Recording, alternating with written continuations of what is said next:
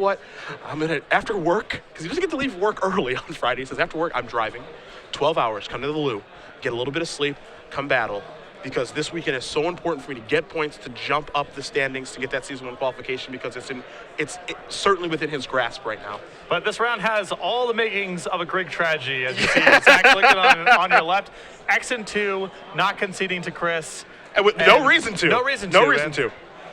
He doesn't know. He does not owe Chris anything. Yeah. So I do not mind him playing here, but this, I don't want. He's playing Esper Humans. We had it on camera earlier. I don't like jinxing the whole thing, but were Chris to lose this round, it would be a really horrible outcome. I don't know how else to put it. It would be a very, very tough loss, as he's going to start off here as the Sylvan character, so he has ramp, and he's moving along. Glicken plays Temple of Enlightenment to start things off. Again, we saw him a little bit earlier defeat green-white aggro when we watched Glicken play earlier. He did pick up a second loss, so we presume he's not in top 8 contention. And it's funny because we don't have the standings in front of us, but with VanMeter being at 8-1-1, you know, maybe an X2 could jump in too. We don't know the cutoff. We don't know any of this stuff. We don't know what place Zach is in coming to this round, so this could be a top 8 game for him as well. So again, absolutely no reason to concede. We play for prize money, points, all of that stuff probably matters to him as well. So, you know, VanMeter, I believe, and I've known Chris for a while, probably didn't even ask for a concession. He said, you know what, I'm going to earn this, and he's going to start by playing a Pulachronos on turn number 3. And Zach, again, playing Esper Humans, it looks like he's missing black mana. This is occasionally a stumbling point of the Esper Human decks, is the mana is stretched in all sorts of different directions. With, you know, you have Obsidat, you have Precinct Captain, you have blue cards, Mutavault. It's asking a lot out of your mana. So by appearances, it looks like Zach Han is very good if he finds black mana, but he is missing it for the time being. Contention Sphere going to take care of the Pulachronos. You see VanMeter's going to draw his card for the turn. He's got a Rampager, a Courser, another copy of the World Eater in his hand as well. So he's got all action, Stormbreath Dragon, it looks like, in the grip as well. Got plenty of things to do over the course of these next couple of turns. You know, I don't know if Chris necessarily knows what Zach's playing, but if he doesn't, this has all the makings of a blue-white or Esper opening. Yeah. Yeah, you don't know if he sat next to him over the course of any of these rounds, has any information on what he's playing against here. Now, the Swamp and any creature is going to give it away really fast. Yeah. You know, if Zach were to play a Zathra Necromancer, for example, it's like, oh, okay, I know exactly what you're doing, and he can move forward. But right now, it's kind of hidden, as Zach does draw a copy of Godless Shrine. Really big draw for Zach here. His hand was essentially all black cards, and you have Sky Knight, so this is a good start. You see those 2 copies of the Necromancer in Glicken's hand. He also does have Obsidat. He's a little far away from that one, but his deck is online now, and he's trying to figure out what he's supposed to do. I believe he has a Doomblade in hand as well. There are some removal spells just kind of scattered throughout this Esper Humans deck. So it looks like he's going to go with Yev Sky Knight. Well, maybe not. I can understand, you know, Zach would ideally like to spend 3 mana and be able to play his Godless Shrine tapped to save his life total, but the Yev Sky Knight is so anemic in the face of this Pulachronos that he can't really cast that in good conscience. So he's just going to take the opportunity to Doomblade and then attack with Mutavault and pass the turn back. So VanMeter going to take a draw here, see what he finds. It's another copy of Sylvan Carrington. So we'll see if he wants to go with the Rampager. Does he want to actually cast his land for the turn? Does he want to play Courser? Looks like the choice is going to be a Courser. And there's actually still nothing to indicate that Zach is playing Esper Humans. Absolutely. If you're on Chris' side of the table. Yep. In comes the land off the top from the Courser. VanMeter's going to gain a life. Top card will be turned over in just a moment revealed, here to the Courser, and we'll keep rocking and rolling. Get our spotter on that momentarily. Yep, there's our Temple of Abandon, so we're good to go. Of course, for our standings right now for you guys at home, Kent Ketter in first place, Phil Silverman in second place, Mike Nyberg, Dustin Biggers, Jonathan Abel, Aaron Cook, Jacob Raggeth, Benjamin Stepka. Those are the top 8 players right now. You've got VanMeter, he's sitting in 9th. Zach Glicken is sitting in 10th, so this matchup is very, very important for both these players. As the way the standings look, both players, whichever one of these players wins is going to make top 8. Yeah. So let's see what the placing here is. It's going to be Zathra Necromancer. And now Chris has got an idea of what's going on. Yeah, the jig is up. Yep. The other thing that he knows, too, is that Stormbreath Dragon is a very good card in this matchup, as Stomping Ground's going to be revealed here for VanMeter off of the Courser. And before, where Chris may have been conservative about his Storm Breath Dragon. If he was under the impression he was potentially playing against Blue White or Esper, we might see him get a lot more aggressive with it this turn. Yeah, I don't see any reason to be conservative now. Stomping Ground going to come in to play tapped. VanMeter going to gain a life. He'll turn over the top card of his deck. That's a Mizium Mortars. That's not terrible in this matchup. Necromancer makes it a little bit awkward, obviously. And now here is Storm Breath Dragon, and the Courser and the Dragon are going to come across into the red zone for VanMeter. Now, these Esper Humans lists generally play some number of Supreme Verdicts. Zach actually does have 2 in his main deck, so this Dragon isn't totally safe, but certainly more so than if Chris thought he was playing against something like Esper or Blue White Control.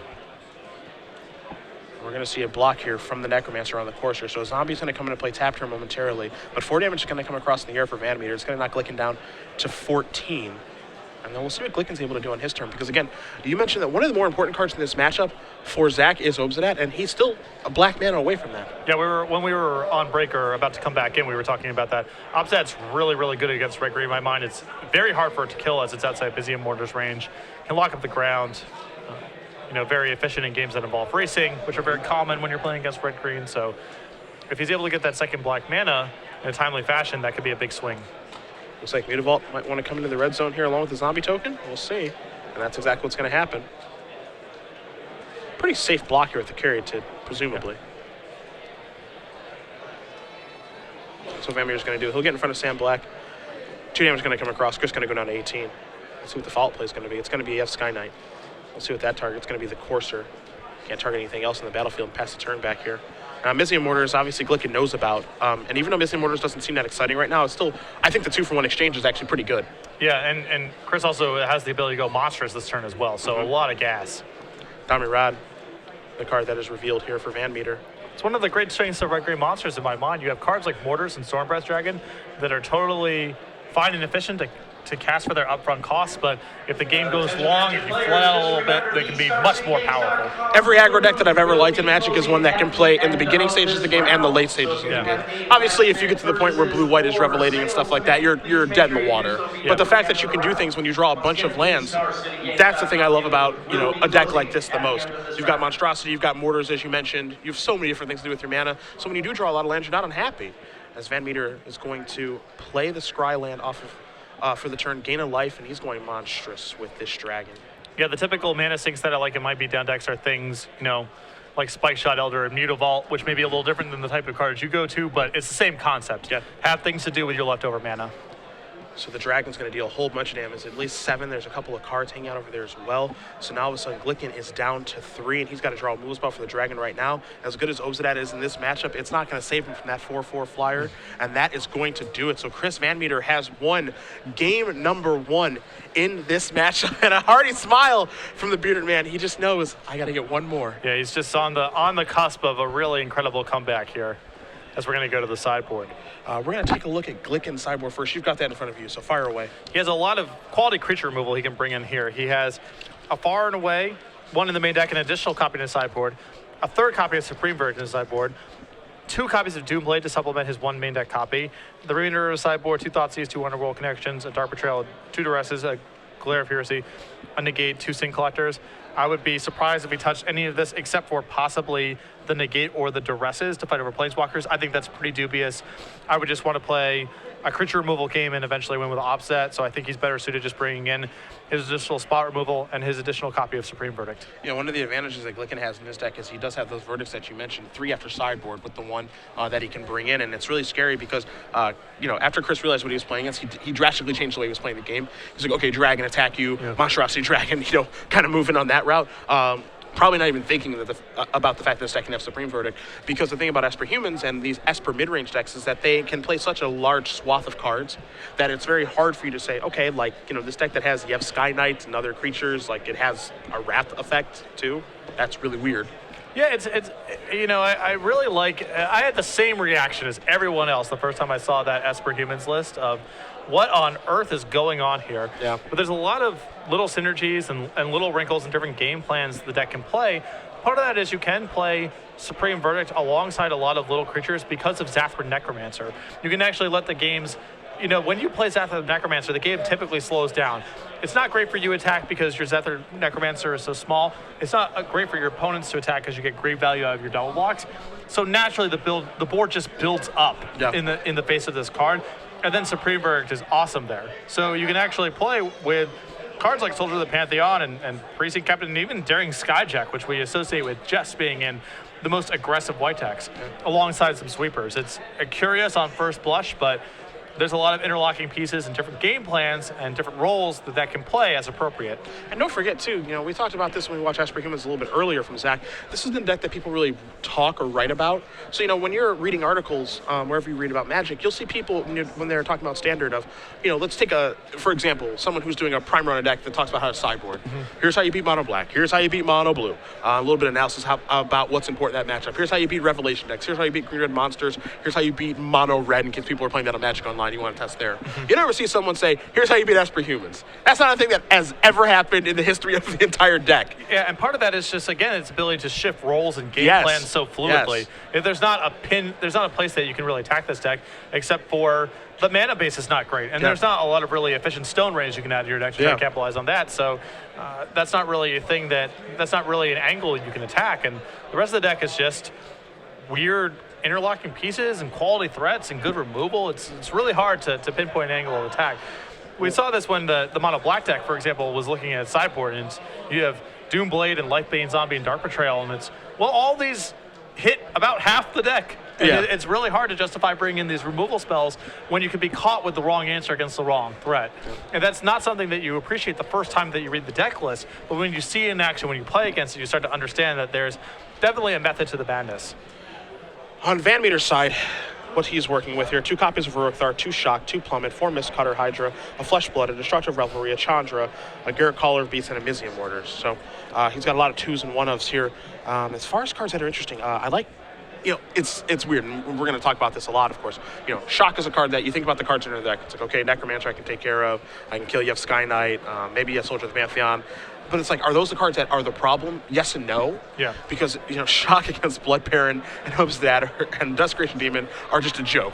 And what if Zach's converted into a control deck, which is that's where human decks can? What if he's abandoned all of his Precinct Captain, Soldier of the Pantheon type action for additional removal and rats, and you have some Shocks in your hand? It's a disaster. Plummet can come in and take care of some flyers if you assume they have Desecration Demon, and you have Sky Knight. But of course, that's a problem. Ground creatures are a problem. Mistcutter Hydra, it's okay here as just being like a kind of a haste fireball threat. So you might just want those anyway. Fleshblood, I think is going to have some utility as just the blood half, being able to go upstairs. Revelry, Chris has one in his main deck. He's also got this one in his sideboard. He saw Detention Sphere. I think you can assume those are going to stay in the deck. So I actually like Revelry coming in.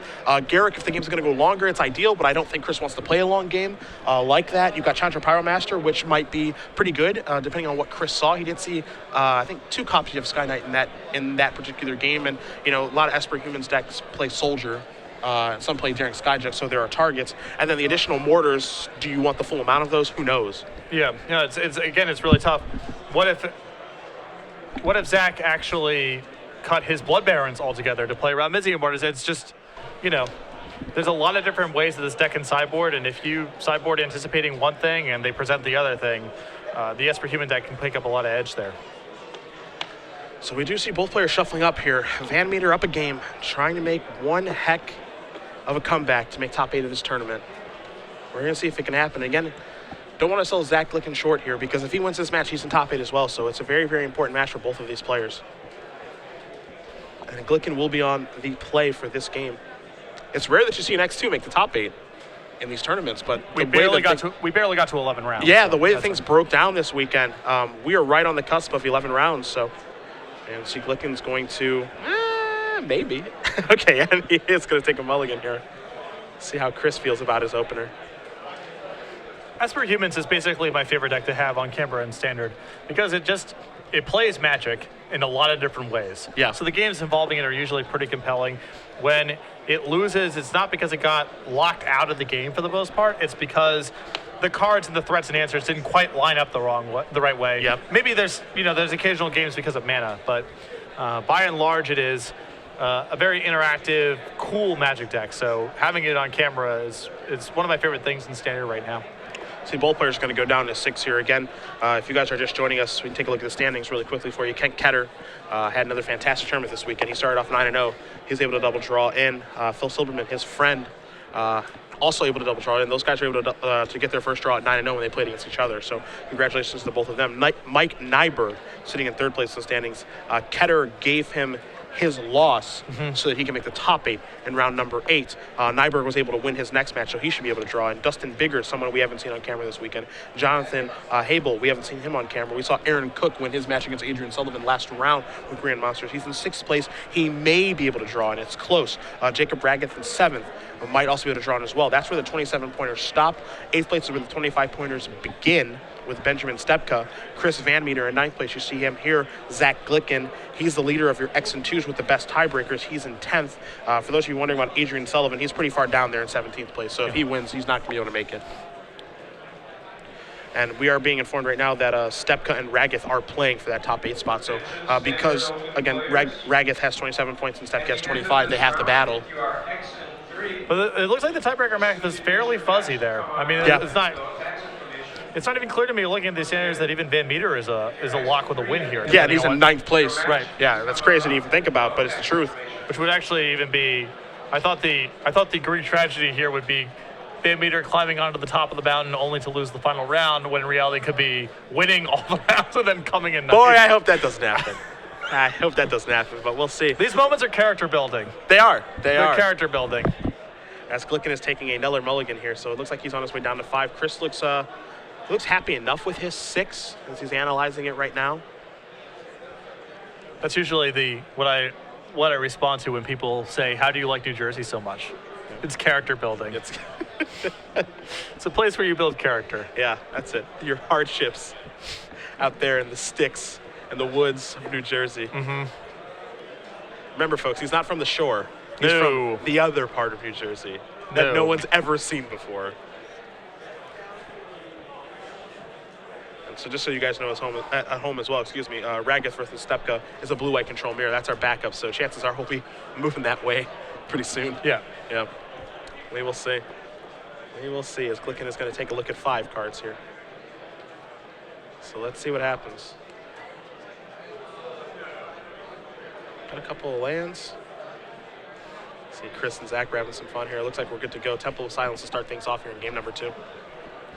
And it looks like Zach has brought in the Thoughtseize. Saw this last time he played too. When he played against Green White Aggro, he also brought in the Thoughtseize. I was not a big fan of it then, and I'm not a big fan of it here, but not bad, as at least it's castable, which a lot of the rest of his hand is not. He's also brought in Negate. This implies to me that he might have made basically a full swap into a control deck, although Derek Skyjack... That says otherwise. Yeah. That's as clear as a signal that you are incorrect with the 3-1 makeshift flyer. All right, well, he's just got a lot of weird stuff going on, and that's fine, too. Chris has drawn a Chantra Pyromaster right on time. This has the potential to be very good against Zach's board. Here is a Domri Rod that's going to show up. It's going to be ticking up to 4 shortly, I believe. I guess Chris does have the ability to fight the... Feels a little early for that. Yeah, the Skyjack. But he's not going to do that. He's going to tick it up. And that card's going to stay. And let's see Chris pass the turn here. So Glicken's going to untap. Of course, he does have Thoughtseize in the gate, so he has multiple answers to take care of the old Chandra that's hanging out here. It's going to go down to 1 with the Domri. And now we're going to see a Thoughtseize fired off here. Now, Zach's draw that turn was a Supreme Verdict, a card that Chris will probably not play around. So keep that in mind as well. Remember, Chris kept the card on top, so very reasonable chance to land here, which influences the way that Zach wants to resolve this Thoughtseize. I can't imagine him taking anything other than Polukranos since the rest of the hand's not castable. I know there's a reasonable chance there's a red source of mana on top, but I don't think his hand's really equipped to beat this Polukranos, so, you just got to hope that Chris misses red mana for a while here, I feel like. Yeah, the other cards there, Storm Breath, Dragon, Chandra, and then that Forest, so decision-making time for the Thoughtseize Mage. You see he's going to write everything down before he does make his decision. It's a tough choice. It's really a tough choice. But, if your plan is to hope that Chris doesn't draw red mana for a little while, then you do take Polukranos, and you just kind of move on from there. I mean, it only really has to be one turn, right? Because then you get Negate up, which can answer the Chandra, and then if you, can hold out a little bit longer, then you might be able to get to Supreme Verdict. So It's really just this turn where it's horrible for Zach if Chris finds untapped red mana. Well, let's see if that's what he's able to do. Once he did keep the card on top with Domri, it was not a creature. Pass the turn back. So VanMeter's going to take a draw. I'm not quite sure. Let's see what this is. That is a Sylvan Caryatid. So there's your extra source of red mana. The draw is Mizium Mortars. There's a forest. This is a Sylvan Caryatid. That is a Mizium Mortars. Take down the Skyjack. Basically saying, leave my Domri alone, and passing the turn back. So Chris's mana is online. Pretty aggressive usage there when Chris is presumably able to play Chandra next turn. Yeah, I mean, there's the fact that the Skyjack will then attack, and I think he would rather not trade the Elvish Mystic for the Skyjack. No, I understand protecting the Domri has some value here, certainly, but... So Hollow Fountain going to come into play here, tapped here for Glicken. Passes the turn back to VanMeter, so Chris will take a draw step. He's going to start by upping his Domri. He finds a Xenagos, God of Revels, which, oddly enough, I do not believe can be negated because it is an enchantment creature. Yeah, it's negate says non-creature, and so the what works against the gods conversation is always kind of tricky. But that's always a delight, isn't it? Yeah. So can I annul it, or it's a little tricky, but no, you cannot negate it. Dragon and Mystic are going to come in here. I'm going to pass the turn over to Zach. Let's see if he's able to draw a land for that Supreme Verdict. Doesn't look like it. Blood Baron negate the verdict. Mystery card added. It's an ultimate price. And does pass the turn back here. So VanMeter going to take a draw. He finds another copy of Mizium Mortars. He's going to start by upping that Domri. See what he finds. It's another copy of Stormbreath Dragon. You do see Chris's face. He's pretty happy, but you can tell do you know that there's a Supreme Verdict over there? At this point, Chris has enough gas left over that it might not matter too much. All right. I still think it's better to err on the side of caution and just play Xenagos. I like this from Chris. As do I. He's going to target Stormbreath Dragon. Ultimate Bryce is going to get the job done there. Going to come across for 1. He's going to knock Glicken down to 10. Check the devotion here for Xenagos. You've got 2, 4, 5, 6. It only takes 1 more spell to turn that bad boy on. So now Glicken's going to draw a card. It's a copy of, I believe, Imposing Sovereign. A little late to the party. And it's not that Stormbreath Dragon, but you've also got the Domri fight before that happens too. So and Chandra in hand. I mean, yeah, we got this covered. Yeah. So VanMeter's going to untap. He's going to take a draw here. Chandra also adds to the critical devotion to turn on Xenagos. So all the pieces just coming together. VanMeter going to take a moment here, knowing that it looks like he may have gotten this one. Just being really careful. Yeah, no reason. He's going to add a green. He says, my Domri is going to fight, kill your Imposing Sovereign. Got a green mana floating, 4 and 5. Stormbreath Dragon. You check the devotion, attack for a whole bunch, and that is going to do it. Chris VanMeter all the way back on to 9-1-1. And if things break the way we think they are, and you see a giant smile on his face, then you better believe there should be one. He will be playing the elimination rounds tomorrow morning. From as far down as a person can go, really. An 11-round tournament to start out, 1-1-1 and battle all the way back is incredible. Congratulations to him. I don't want to. Hopefully. Yeah, I don't want to jinx it. Obviously, the standings are a little messy near the top here, so this is not. By my reading of the standings, this is not a lock. Yeah. So I don't want to jinx it, obviously, but I think that he is into the top 8 now.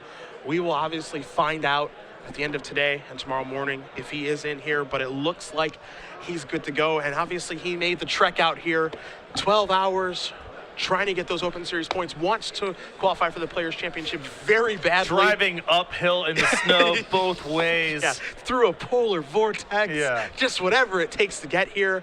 And it looks like so far it is paying off. Congratulations to him. For Zach Glicken, a great tournament. Again, you kind of forget if Zach wins that match, he's probably in the top 8 too. Well, again, this is all still very. Yeah, it's all quite there's muddy. some uncertainty. Yeah. But at the end of the day, Chris VanMeter wins this match, and chances are we'll see him in the elimination rounds tomorrow. So we're going to move